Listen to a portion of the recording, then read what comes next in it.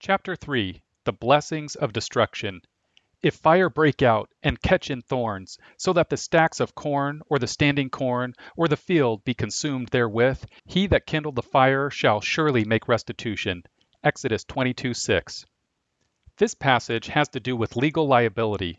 If somebody sets a fire on his own property and this fire spreads to his neighbor's property, the man who set the fire is legally responsible.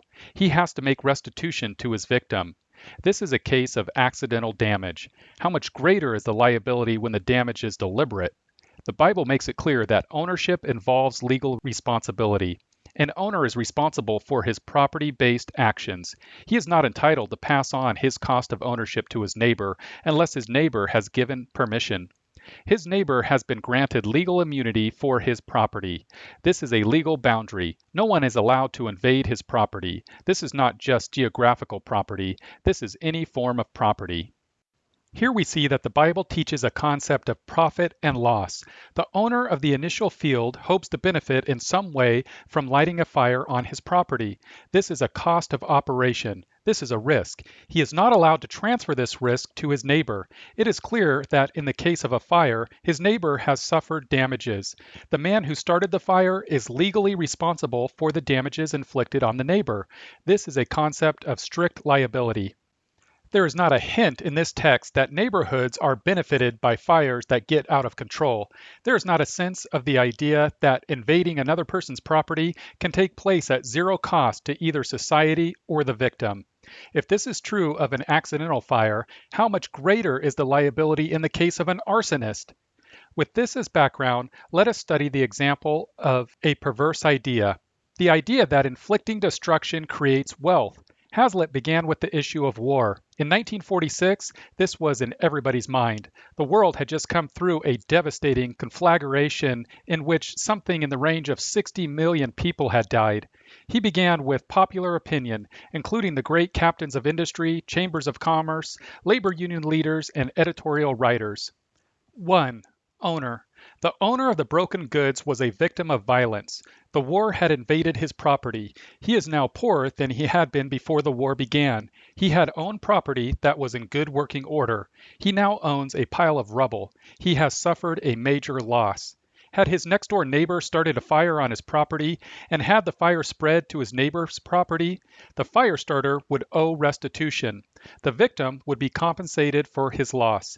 Because he had been made poor by the fire, he is legally entitled to restitution from the person who started the fire. There is no sense in which the owner of the burned-over property is better off than he was before the fire. Similarly, there is no sense in which the owner of rubble is better off because the war invaded his property.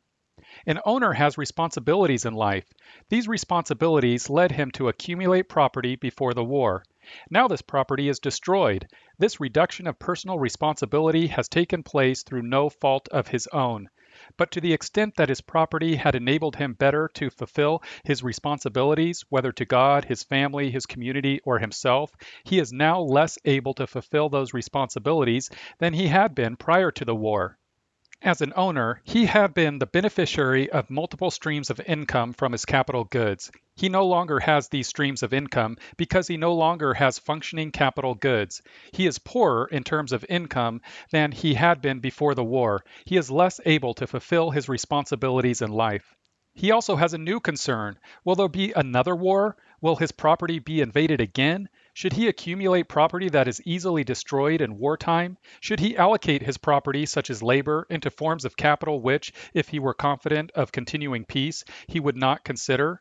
His life has been disrupted by war, and not simply in the past. The war has reminded him of his own vulnerability.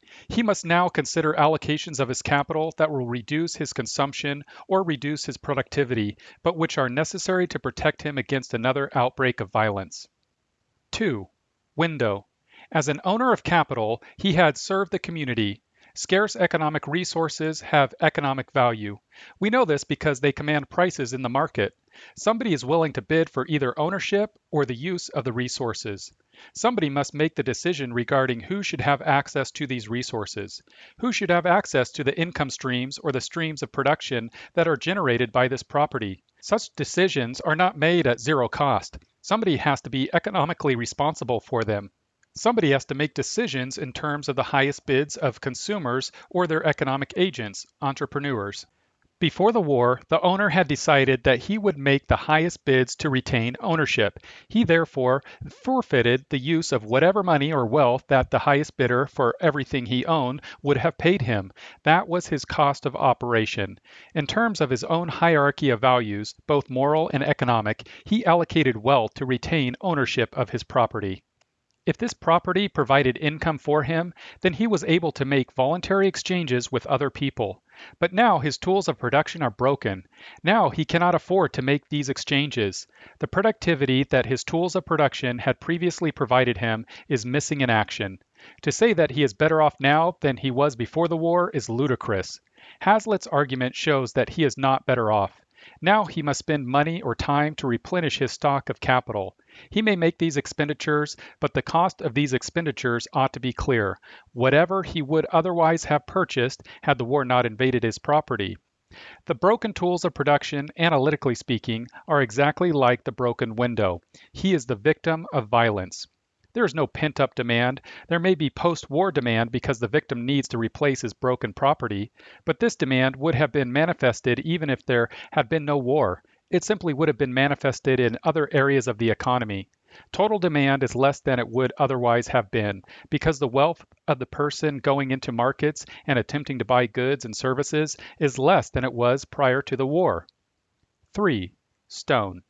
The implements that were used to destroy his property were weapons. They were deliberately designed to break things. He had been the victim of concentrated violence. He has been the victim of violence imposed on a systematic basis.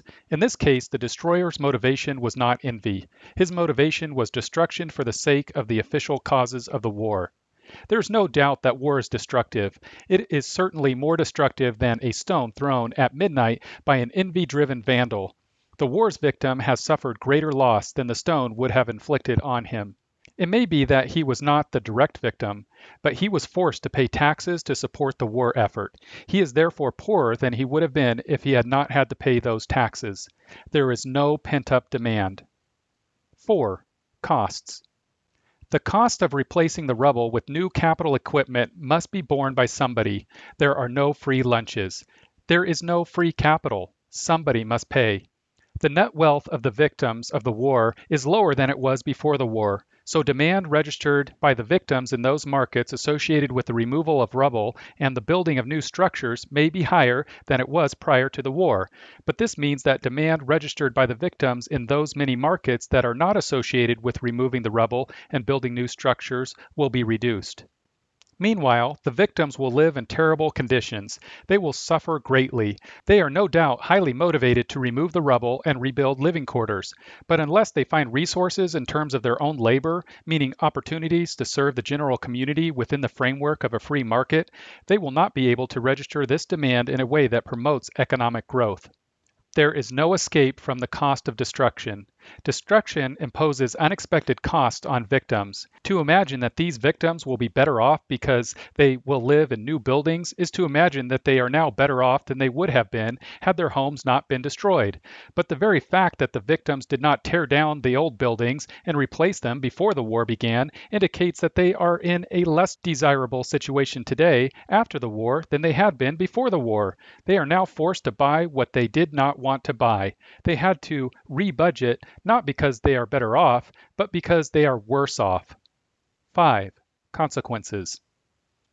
Before the war, there had been considerable productivity because of the existing capital base of society. After the war, this capital base is smaller than it was before the war, so the productivity of the population is less after the war than before the war. The consequences for society should be obvious: reduced wealth per capita. Society has less capital than it did before, and therefore the only way that per capita income would be higher would be as a result of deaths inflicted during the war. To argue that the society is better off under such conditions, since it has higher per capita wealth, would be recognized as ludicrous. Members of families that had lost loved ones in the war do not regard themselves as better off than they were before the war simply because, in particular instances, a family's per capita capital is higher. A family that lived in a rural area in Germany during World War II may not have suffered greatly. No bombs fell on it. No troops invaded. The family may have had a small farm, and therefore had access to meat, butter, and other consumer goods that were regarded as delicacies by the end of the war.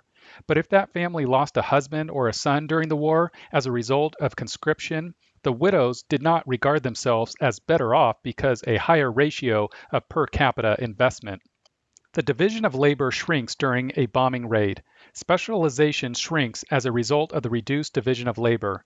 The capital that will be required to recover from war will have to come as a result of much greater thrift.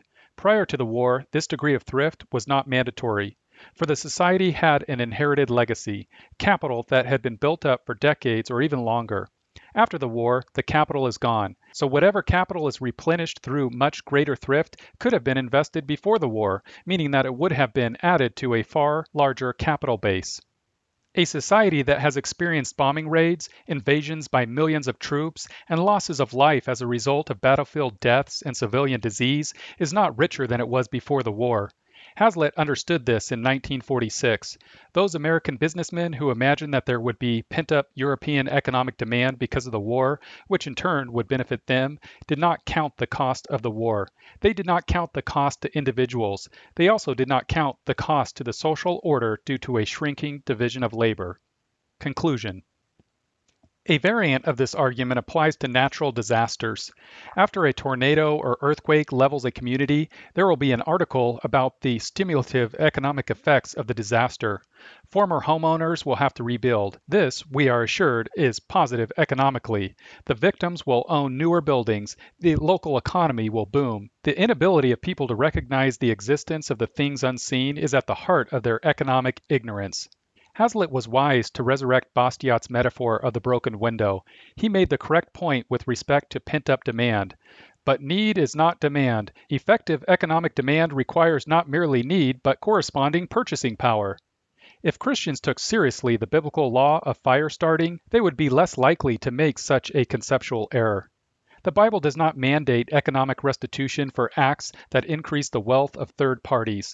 It mandates restitution for acts that decrease the wealth of third parties. War decreases the wealth of third parties.